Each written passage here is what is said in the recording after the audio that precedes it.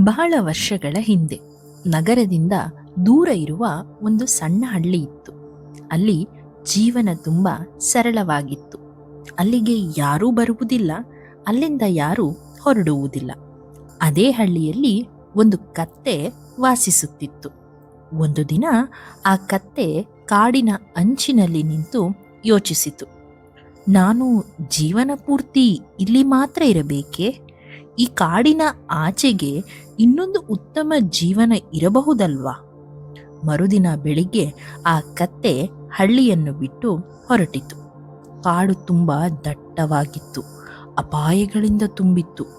ಆದರೂ ಕತ್ತೆ ಹಿಂತಿರುಗಿ ನೋಡಲಿಲ್ಲ. ಹಳ್ಳಿಯವರು ನೋಡಿ ನಕ್ಕರು. ಇದು ಮೂರ್ಖ ಕತ್ತೆ ಎಂದರು. ಯಾರ ಮಾತನ್ನೂ ಕೇಳೋದಿಲ್ಲ ಅಂದರು. ದಿನಗಳು ಕಳೆದವು. ಒಂದು ದಿನ ಹಳ್ಳಿಗೆ ಒಂದು ದೊಡ್ಡ ಸುದ್ದಿ ಬಂತು. ಕತ್ತೆ ಕಾಡನ್ನು ದಾಟಿತು. ಎಲ್ಲರೂ ಬೆಚ್ಚಿ ಬಿದ್ದರು. ಅದು ಒಳ್ಳೆಯ ಜಾಗ ತಲುಪಿರಬೇಕು ಎಂದರು. ಈಗ ಅದು ಸಂತೋಷವಾಗಿ ಬದುಕುತ್ತಿರಬೇಕು ಅಂದರು. ಮೊದಲು ಮೂರ್ಖ ಎಂದವರೇ ಈಗ ಅದನ್ನು ಧೈರ್ಯಶಾಲಿ ಎಂದು ಕರೆಯಲು ಶುರು ಮಾಡಿದರು. ಈ ಸುದ್ದಿ ಹಳ್ಳಿಯಲ್ಲೆಲ್ಲೆಡೆ ಹರಡಿತು. ಅದನ್ನು ಕೇಳಿದ ಕೆಲವು ನಾಯಿಗಳು ಹೇಳಿದವು, ಕತ್ತೆ ಇಂತಹ ಸಾಧನೆ ಮಾಡಬಹುದಾದರೆ ನಾವು ಕೂಡ ಮಾಡಬಹುದಲ್ಲವಾ? ಮರುದಿನ ನಾಯಿಗಳು ಅದೇ ದಾರಿಯಲ್ಲಿ ಹೊರಟವು. ಕತ್ತೆ ಹೋದ ಹಾದಿಯನ್ನೇ ಅನುಸರಿಸಿದವು. ಅವುಗಳು ಕಾಡನ್ನು ದಾಟಿದವು. ಈಗ ಹಳ್ಳಿ ಸಂಪೂರ್ಣವಾಗಿ ಉತ್ಸಾಹಗೊಂಡಿತ್ತು. ನಾಯಿಗಳು ಮಾಡಬಹುದಾದರೆ ನಾವು ಏಕೆ ಮಾಡಬಾರದು? ಹೀಗಾಗಿ ಹಳ್ಳಿಯ ಜನರೆಲ್ಲ ಕತ್ತೆ ಮಾಡಿದ ಅದೇ ದಾರಿಯಲ್ಲಿ ನಡೆಯಲು ಆರಂಭಿಸಿದರು. ಕಾಲಕ್ರಮೇಣ ಆ ದಾರಿ ಒಂದು ರಸ್ತೆಯಾಯಿತು. ಬಹಳ ವರ್ಷಗಳ ನಂತರ ಸರ್ಕಾರ ಅಲ್ಲಿ ಒಂದು ಪಕ್ಕಾ ರಸ್ತೆ ನಿರ್ಮಿಸಲು ತೀರ್ಮಾನಿಸಿತು. ಇಂಜಿನಿಯರ್ಗಳು ಸ್ಥಳ ಪರಿಶೀಲನೆಗೆ ಬಂದರು. ಹಳ್ಳಿಯವರು ಹೇಳಿದರು, ಈ ದಾರಿಯಲ್ಲೇ ರಸ್ತೆ ಹಾಕಿ ಎಂದು. ಮುಖ್ಯ ಇಂಜಿನಿಯರ್ ಕೇಳಿದರು, ಏಕೆ ಇದೇ ದಾರಿ ಬೇಕು ನಿಮಗೆ? ಒಬ್ಬ ವೃದ್ಧ ಉತ್ತರಿಸಿದ, ನಮಗೆ ಗೊತ್ತಿರುವ ದಾರಿ ಇದೇ, ಅದಕ್ಕೆ ನಮಗೆ ಇದೇ ದಾರಿಯಲ್ಲಿ ಆಗಬೇಕು. ಇಂಜಿನಿಯರ್ ಮತ್ತೆ ಕೇಳಿದ್ರು, ಈ ದಾರಿಯನ್ನು ಮೊದಲಿಗೆ ಯಾರು ಮಾಡಿದರು? ಯಾರೋ ಹೇಳಿದರು, ಬಹಳ ವರ್ಷಗಳ ಹಿಂದೆ ಒಂದು ಕತ್ತೆ. ಇಂಜಿನಿಯರ್ ಕ್ಷಣಕಾಲ ಮೌನವಾಗಿದ್ದರು.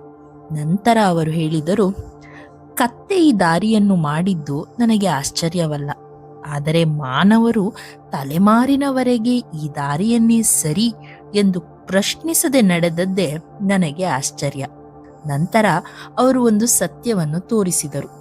ಅದೇ ಹತ್ತಿರದಲ್ಲೇ ಇನ್ನೂ ಚಿಕ್ಕದ್ದು, ಸರಳವಾದ, ಸುಗಮವಾದ ಒಂದು ದಾರಿ ಇತ್ತು. ಆದರೆ ಯಾರೂ ಅದನ್ನು ಹುಡುಕಲೇ ಇಲ್ಲ. ಆ ಕ್ಷಣದಲ್ಲಿ ಹಳ್ಳಿಯವರಿಗೆ ತಮ್ಮ ತಪ್ಪು ಅರ್ಥವಾಯಿತು. ಇರುವ ದಾರಿಯೇ ಸರಿ ಎಂದು ವರ್ಷಗಳ ಕಾಲ ಕಷ್ಟದ ದಾರಿಯಲ್ಲಿ ನಡೆದಿದ್ದರು. ಇದೇ ನಾವು ನಮ್ಮ ಜೀವನದಲ್ಲಿ ಮಾಡುವುದು. ಇತರರು ಮಾಡಿದ ದಾರಿಯನ್ನೇ ನಾವು ಅನುಸರಿಸುತ್ತೇವೆ. ಆ ದಾರಿ ಜ್ಞಾನದಿಂದ ಬಂದಿರಬಹುದು ಅಥವಾ ಭಯದಿಂದ ಬಂದಿರಬಹುದು, ಕೆಲವೊಮ್ಮೆ ಮೂರ್ಖತನದಿಂದಲೂ. ಆದರೂ ನಾವು ಕೇಳೋದಿಲ್ಲ. ಈ ದಾರಿ ನನಗೆ ಸರಿಯೇ? ಜೀವನದ ದೊಡ್ಡ ತಪ್ಪು ಎಂದರೆ ಇರುವ ದಾರಿಯಲ್ಲೇ ನಡೆಯುವುದು. ಅದು ಸರಿ ಅನ್ನೋ ಕಾರಣಕ್ಕಲ್ಲ, ಎಲ್ಲರೂ ನಡೆಯುತ್ತಿದ್ದಾರೆ ಅನ್ನೋ ಕಾರಣಕ್ಕೆ. ಇಂದು ನೀವೇ ನಿಮ್ಮನ್ನ ಕೇಳ್ಕೊಳ್ಳಿ, ನೀವು ನಿಮ್ಮ ದಾರಿಯಲ್ಲೇ ನಡೆಯುತ್ತಿದ್ದೀರಾ ಅಥವಾ ಯಾರೋ ಬಿಟ್ಟ ಹೆಜ್ಜೆ ಗುರುತುಗಳನ್ನು ಮಾತ್ರ ಅನುಸರಿಸುತ್ತಿದ್ದೀರಾ? ನಿಲ್ಲಲು ಭಯಪಡಬೇಡಿ, ಯೋಚಿಸಲು ಹೆದರಬೇಡಿ, ಹೊಸ ದಾರಿಯನ್ನು ಆರಿಸಲು ಧೈರ್ಯವಿರಲಿ. ಏಕೆಂದರೆ ನಿಮಗೆ ಕಾಯುತ್ತಿರುವ ಉತ್ತಮ ಜೀವನ ನೀವು ನಡೆಯುತ್ತಿರುವ ದಾರಿಯ ಪಕ್ಕದಲ್ಲೇ ಇರಬಹುದಲ್ವಾ? ಮತ್ತೆ ಭೇಟಿ ಮಾಡೋಣ. ನಮಸ್ಕಾರ.